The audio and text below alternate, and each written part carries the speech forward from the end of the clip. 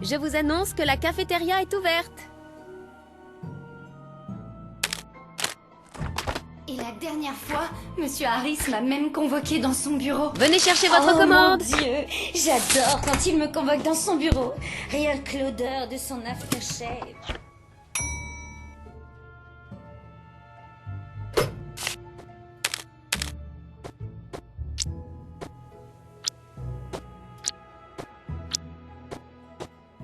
C'est prêt.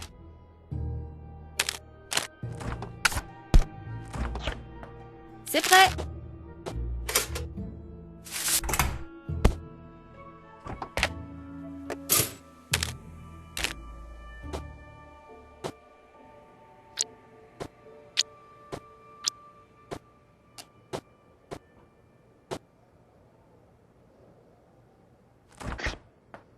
La commande est prête.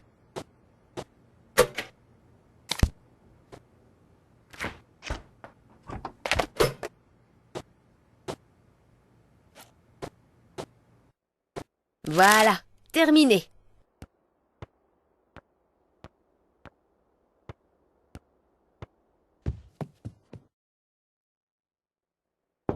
Je suis là. Je voudrais que tu transfères cette dissertation sur le site, d'accord?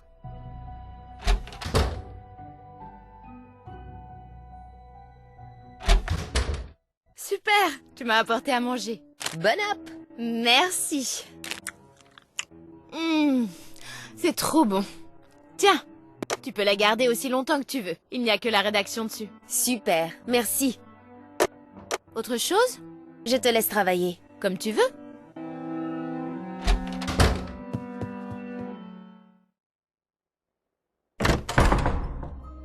Tu te souviens que tu me devais un service? Eh bien, si tu me disais où est passée ma dissertation. Elle a disparu de mon ordinateur. Quand tu t'en es rendu compte? Quand je suis revenue du petit déjeuner, j'ai allumé mon ordinateur et il n'y avait plus rien. Tout mon disque dur avait été effacé. 4 semaines de recherche et de travail, parti en fumée. Je vais devoir tout recommencer et je ne pourrai pas le rendre à l'heure. Je peux dire adieu à la meilleure note. Quelqu'un m'a fait un sale coup et je veux savoir qui. À toi de le découvrir et ne reviens pas me voir avant d'avoir trouvé.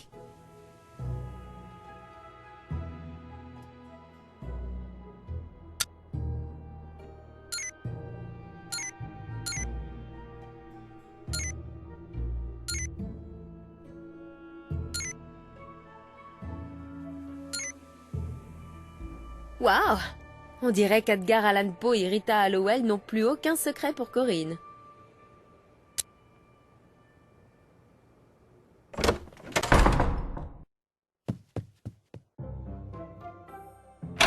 Corinne? Tu es là? On dirait bien que non.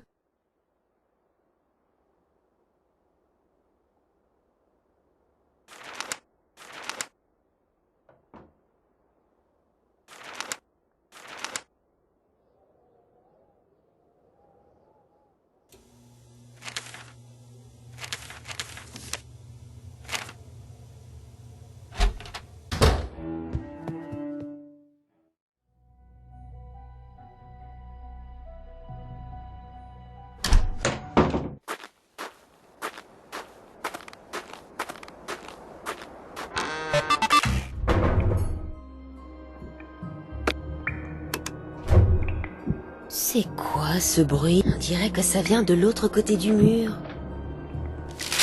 C'est intéressant. Sur les plans originaux, on peut voir une petite pièce derrière la chaudière qui n'apparaît pas sur les plans plus récents. Et sur les plans récents, il y a un dessin de la chaudière avec une série de soupapes numérotées. Du pain? J'ai déjà vu ce nom dans le journal de Rita Hallowell.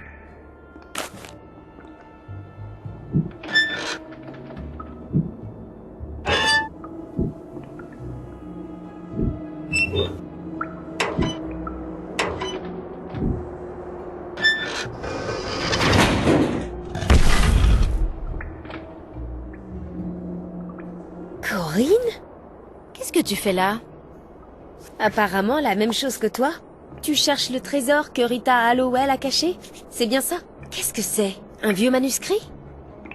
Oui, écrit de la main d'Edgar Allan Poe. Jamais publié. Il lui a révélé son emplacement sur son lit de mort. Quand il est mort, elle l'a pris et s'est enfuie pour que Rufus Griswold ne mette jamais la main dessus. Enfin, c'est ma théorie en tout cas. Tu as trouvé tout ça grâce à tes recherches?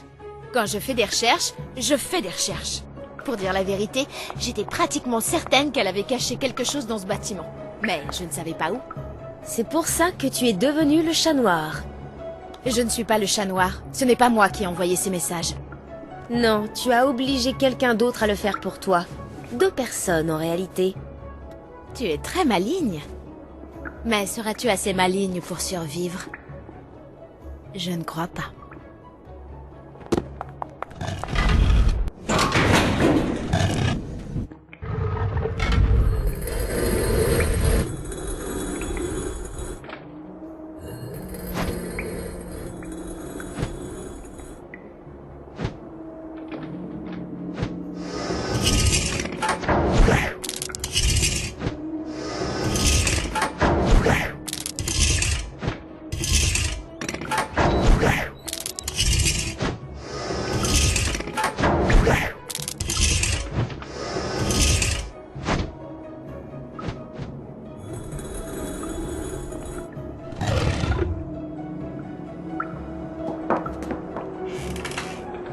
Non, pas question!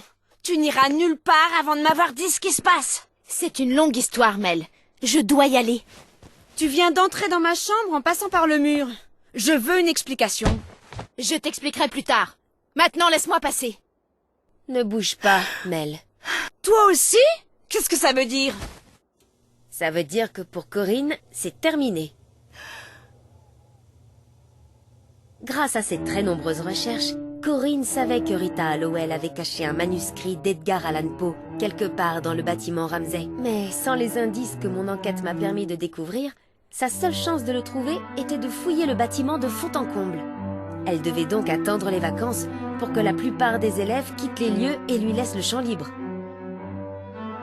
C'est alors qu'elle a ressorti une vieille légende de Waverly pour effrayer ses petites camarades, avec des menaces proférées par un mystérieux chat noir suivi de malencontreux incidents. Ayant découvert le secret de Rachel et Kim quelques mois auparavant, elle s'est mise à les faire chanter pour les obliger à écrire et à distribuer les messages de menaces. Ainsi, si quelque chose avait mal tourné, tout aurait accusé les jumelles. Mais grâce à moi, et aussi à Mel qui ne m'aurait pas laissé sortir de sa chambre avant que je ne lui ai tout expliqué, Corinne a été renvoyée de l'école. En un sens, c'est bien dommage. Elle aurait certainement terminé l'année avec la meilleure moyenne si sa cupidité et son désir inconscient de se venger des autres filles n'avaient pas tout gâché. Mais toute cette histoire aura aussi eu des conséquences positives. Les parents de Megan ont abandonné l'idée de porter plainte contre l'école et l'ont autorisée à revenir en cours. Complètement rétablie, elle s'est replongée dans ses études avec la ferme intention de rattraper le temps perdu. Maintenant que Corinne est partie, la course pour le titre de major de la promo est devenue une véritable guerre des notes entre Izzy, Lila, Mel et Megan.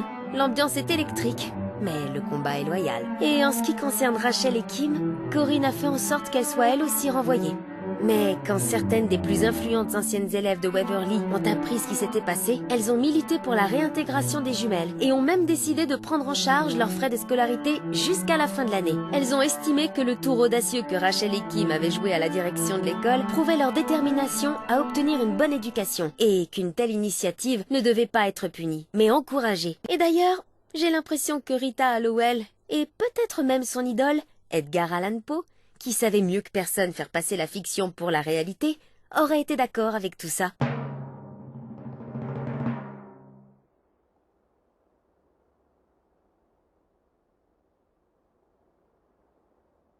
Je ne sais pas toi, mais moi, les tornades m'ont toujours fascinée. Alors quand j'ai appris que des chasseurs de tornades de l'Oklahoma rencontraient de curieux problèmes avec leur équipement et me proposaient de les rejoindre pour résoudre ce mystère, j'ai tout de suite accepté. Mais une fois sur place, j'ai découvert que la tornade qui s'apprêtait à tout ravager sur son passage n'était pas la plus grande des menaces auxquelles j'allais être confrontée. J'allais aussi devoir survivre aux agissements d'un mystérieux saboteur. Rejoins-moi au cœur du danger, dans ma prochaine aventure, dans l'œil du cyclone.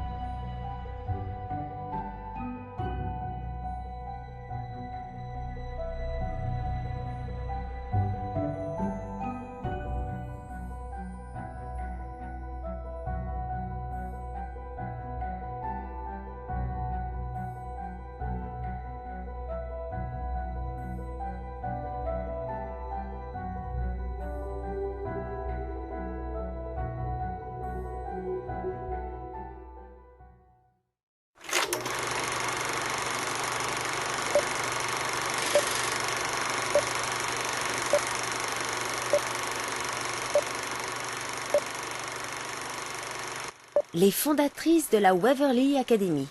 Ça date pas d'hier.